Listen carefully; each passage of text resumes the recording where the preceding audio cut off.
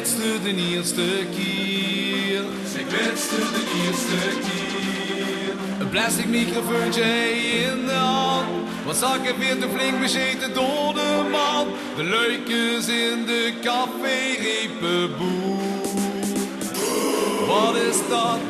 En opeens vlogen de mat. Klonken echt. Klonken echt. Echt zo slecht. Echt zo slecht.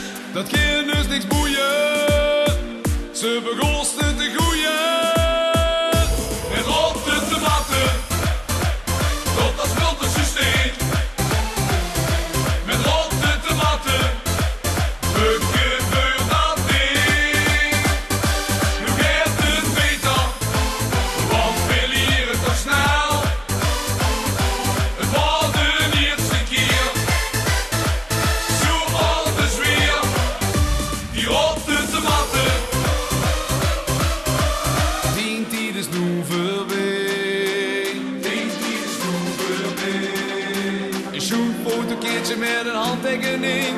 Uurtjes smeuren, eigen spits en zeerappelzink. De DJ's zien present en het volk is blij. En opeens stonden meisjes aan de zee.